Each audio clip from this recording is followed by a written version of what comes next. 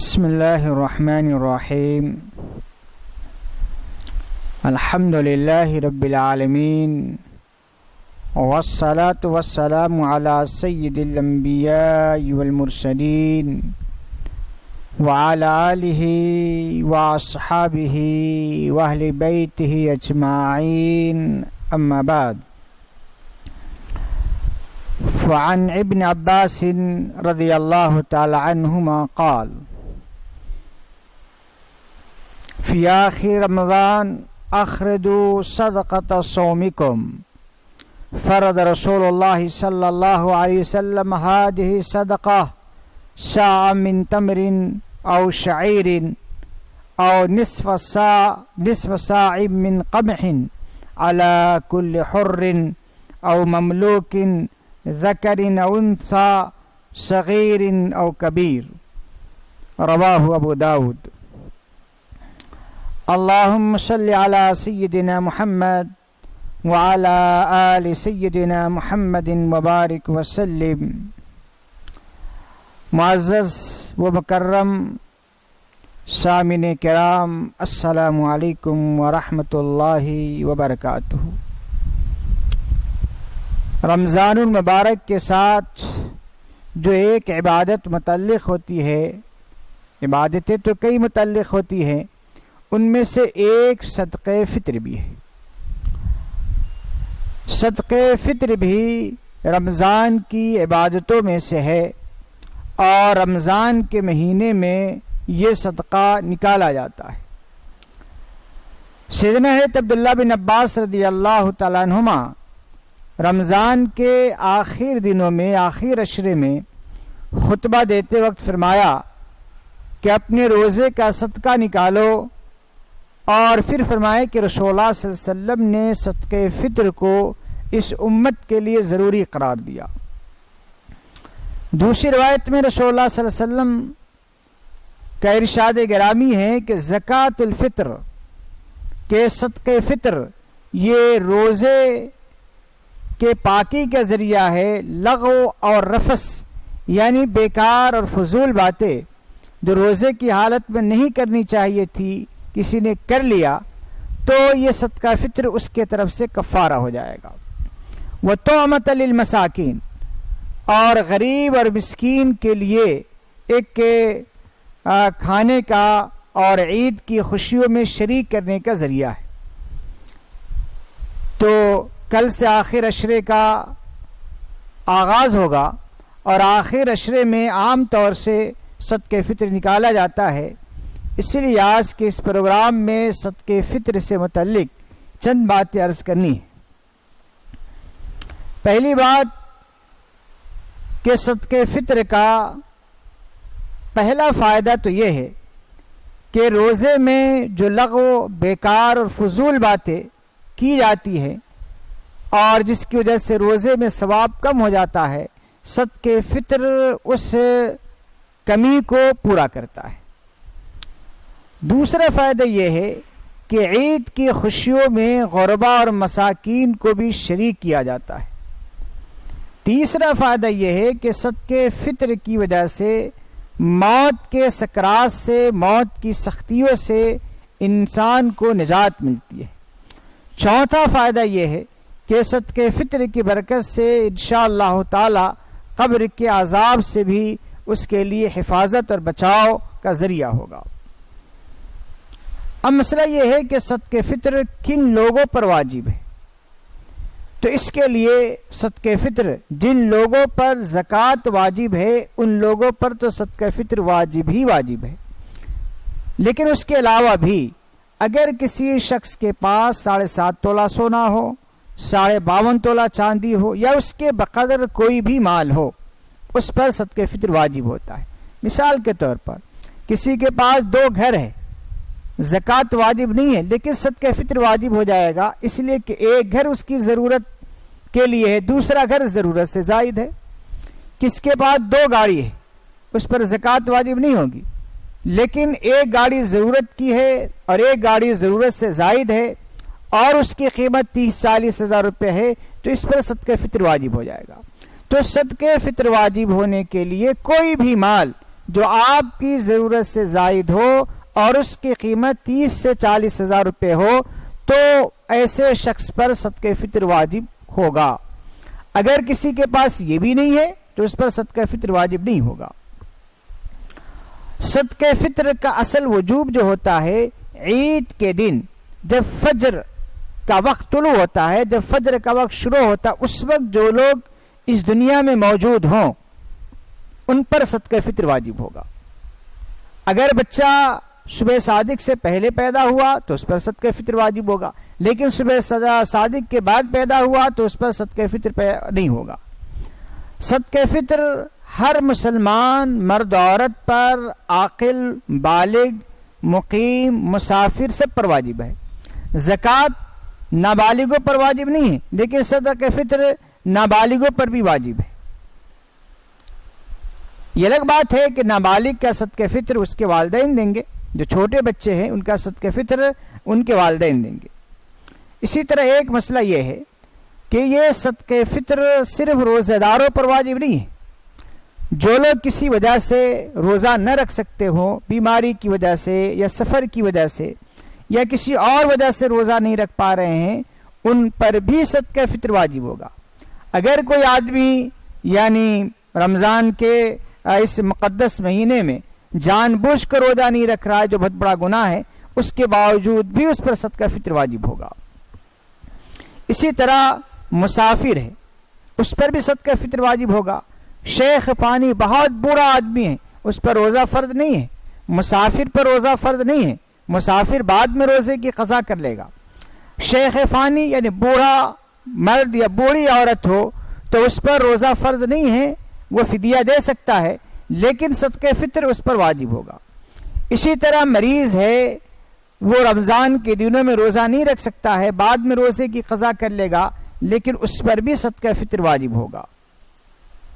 اب ایک مسئلہ یہ ہے کہ صدقہ فطر کن لوگوں کی طرف سے دینا واجب ہے. تو جس پر انسان کو کامل ولایت حاصل ہو اور وہ اس کے زیر پرورش ہو. جیسے کہ چھوٹے بچے ہیں تو چھوٹے بچے پر باپ کی مکمل ولایت حاصل ہوتی ہے اور باپ کے وہ زیر پرورش بھی ہوتے ہیں، لہذا چھوٹے بچے یا بچیوں کا صدقہ فطر باپ پر دینا ضروری ہوتا ہے. بیوی پر شوہر کو مکمل ولایت حاصل نہیں ہوتی ہے. یہ الگ بات ہے کہ اس کی پرورش میں ہوتا ہے، وہ خرچہ دیتا ہے. بیوی کا صدقہ فطر شوہر پر واجب نہیں ہے. اگر بیوی کے پاس کچھ خود مال ہے تو اپنے مال سے صدقہ فطر دینے کی کوشش کرے، ورنہ ہندوستان میں عام طور سے میاں اور بیوی کے مفادات یکساں ہوتے ہیں اور عام طور سے شوہر بیوی کی مکمل کفالت کرتا ہے اور صدقہ فطر بھی دیتا ہے، زکوٰۃ بھی دیتا ہے. تو بہتر ہے اگر شوہر بیوی کے طرف سے صدقہ فطر دے دے، بہت اچھی بات ہے. یہ الگ بات ہے کہ شرعاً اس پر واجب نہیں ہے. شرعاً واجب نہیں ہے کا مطلب یہ ہے کہ اگر شوہر نے نہیں دیا تو باز پرس شوہر سے نہیں بلکہ بیوی سے کی جائے گی، یعنی قیامت کے دن اللہ تبارک و تعالیٰ کے پاس. اسی طرح حدیث میں یہ ہے کہ غلاموں کا صدقہ فطر آقا دے گا. اس زمانے میں غلامی کا رواج ختم ہو گیا. گھروں میں جو کام کرنے والی خادمائیں ہوتی ہیں، وہ نوکرانیاں ہوتی ہیں، وہ غلام نہیں ہوتی ہے، وہ خادم ہوتی ہے، وہ آزاد ہوتی ہیں. وہ خود اگر وہ صاحب نصاب ہو تو وہ اپنا صدقہ فطر ادا کریں گی. مالک کے اوپر یا گھر والوں کے اوپر ان کا صدقہ فطر دینا ضروری نہیں ہے. صدقہ فطر دینا واجب ہوتا ہے وہ ہے عید، یعنی صبح صادق کے بعد عید کے دن صبح صادق ہونے کے بعد صدقہ فطر دینا ضروری ہوتا ہے. لیکن وقت سے پہلے بھی صدقہ فطر دے سکتے ہیں. رمضان کے کسی دن بھی دے سکتے ہیں، آخر عشرے میں دے سکتے ہیں. سیدنا حضرت عبداللہ بن عمر رضی اللہ تعالیٰ فرماتے ہیں کان یعطون قبل الفطر بیوم او یومین، کہ عام طور سے صحابہ کرام عید سے ایک دن یا 2 دن پہلے صدقہ فطر دیا کرتے تھے. بہر صورت آپ رمضان کے کسی تاریخ کو آپ صدقہ فطر دینا چاہیں تو دے سکتے ہیں. ایک مسئلہ یہ ہے کہ عید الفطر کے گزرنے کے بعد صدقہ فطر ساقط نہیں ہوگا، لیکن بعض علماء کے نزدیک عید کے گزرنے کے باوجود صدقہ فطر نہیں دیا گیا تو یہ ناجائز و حرام عمل ہے، یعنی اس سے انسان کو بچنا چاہیے اور صدقے فطر کو عید کے دن کم سے کم آخری جو وقت ہے وہ عید کے دن دے ہی دینا چاہیے. لیکن اگر نہیں دیا تو وہ صدقے فطر ساقط نہیں ہوگا.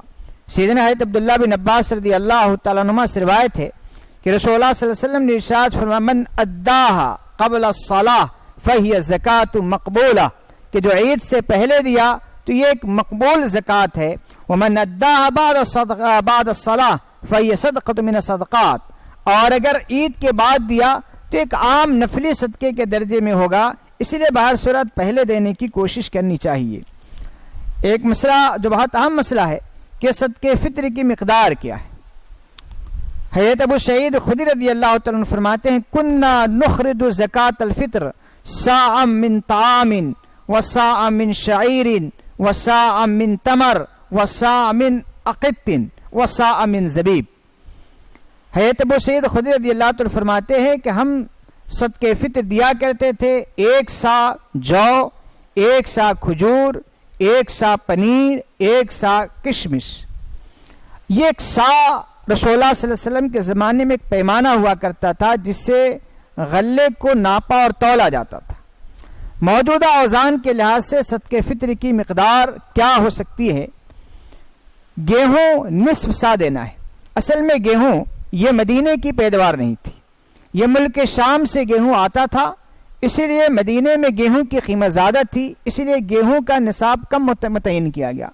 کھجور ہے، کشمش ہے، اور اسی طریقے سے جو ہے، یہ سب مدینے کی پیداوار تھی تو وہاں آسانی کے ساتھ یہ ساری چیزیں دستیاب تھی.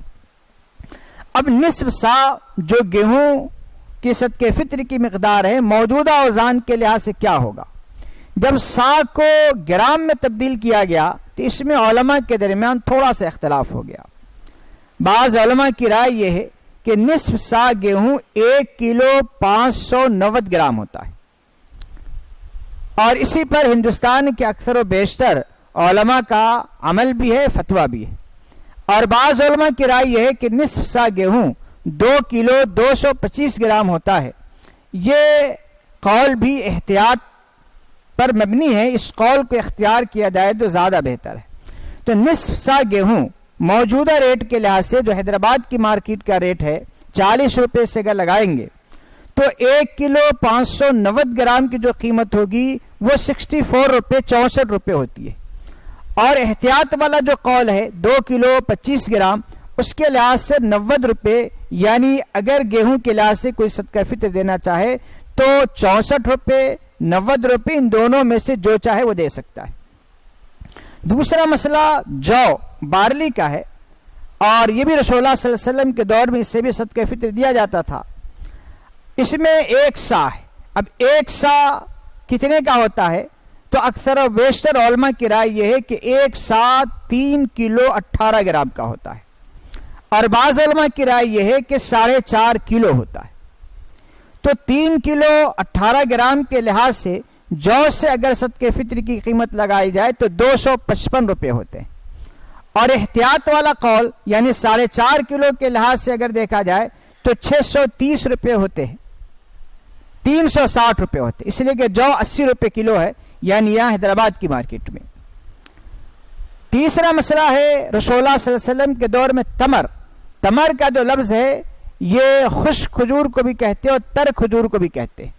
تو اگر آپ پین کھجور کو لے تو ایک قول کے مطابق جو 3 کلو 18 گرام ہے 140 روپے سے اگر آپ حساب کریں تو 445 روپے ہوتے ہیں، اور 4.5 کلو والا اگر قول لے تو 630 روپے والا ہوتے ہیں. تو چاہے آپ اگر کھجور کی قیمت لگاتے ہیں تو بالکل یہ پینٹ کھجور کا حساب لگایا گیا ہے، ورنہ اچھا کھجور تو آپ کو 300 کلو ملتا ہے، اور 300 کلو کے لحاظ سے 955 روپے ہوں گے یا 1350 روپے ہوں گے. یعنی 3 کلو 18 گرام کا اگر حساب لیں گے تو 955 روپے ہوں گے، 4.5 کلو کا حساب لیں گے تو 1350 روپے ہوں گے. خشک کھجور 3 کلو 18 گرام والا قول کو اگر لیں گے تو 1080 روپے اس کی قیمت ہوتی ہے، اور اگر 4.5 کلو والا قول لیں گے تو 1530 روپے ایک آدمی کا صدقہ فطر ہوتا ہے. کشمش کی قیمت جو ہے وہ 300 روپے فی کلو ہے. تو 300 یعنی 3 کلو 18 گرام والا قول جو اکثر و بیشتر علماء کی رائے ہے، اگر اس قول کو اگر آپ لے لیں گے تو ایک آدمی کا صدقہ فطر کشمش کے لحاظ سے 955 روپے ہوں گے، اور 4.5 کلو والا قول کے لحاظ سے 1350 روپے ہوں گے۔ اسی طرح پنیر کا بھی ذکر آیا حدیث میں، تو پنیر کا اگر آپ ریٹ لیں گے تو 3 کلو 18 گرام والے کے لحاظ سے پنیر سے اگر صدقہ فطر نکال رہے ہیں تو 1200 روپے ہوں گے، اور اگر 4.5 کلو والا کا حساب لے لیں گے تو 1710 روپے ہوں گے۔ یہ نصاب ہے۔ میں گزارش کروں گا کہ جو لوگ معاشی لحاظ سے کمزور ہیں وہ تو گیہوں کے ذریعے سے صدقہ فطر نکالے، چاہے وہ 65 روپے دے، چاہے وہ 90 روپے دے، چاہے وہ 100 روپے دے۔ یہاں ایک بات وضاحت کر دوں کہ زکوٰۃ اور صدقہ فطر میں اگر آپ بڑھ کر رقم دے رہے ہیں تو کوئی حرج نہیں ہے، اس لیے کہ زکوٰۃ اور صدقہ فطر کا مقصد ہی غریبوں کی مدد اور تعاون ہے۔ لیکن نماز میں 4 فرض کے بجائے 5 نہیں پڑھ سکتے ہیں، 2 کو 3 نہیں کر سکتے ہیں، لیکن زکوٰۃ میں ایسا مسئلہ نہیں ہے۔ زکوٰۃ آپ پر فرض کیجئے 1000 واجب ہے، لیکن آپ 2000 دے دیں، بہت اچھی بات ہے۔ صدقہ فطر آپ کے اوپر 65 روپے ہے، لیکن آپ 70 روپے دے دیں، بہت اچھی بات ہے۔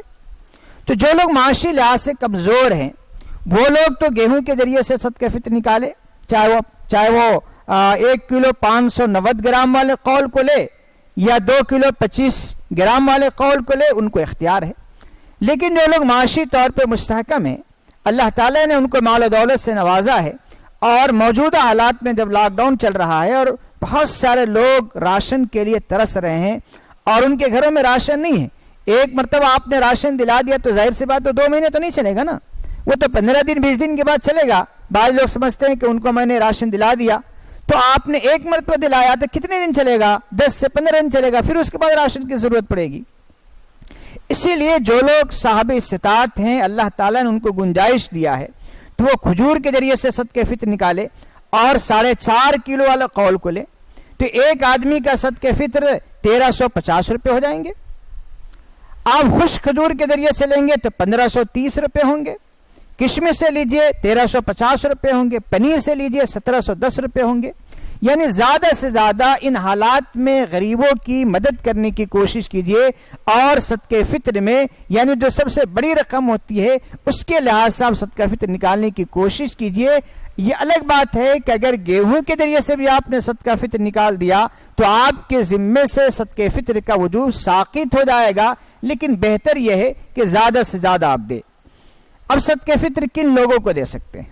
جن لوگوں کو زکوٰۃ دی جا سکتی ہے ان سبوں کو صدقہ فطر کی رقم بھی دی جا سکتی ہے۔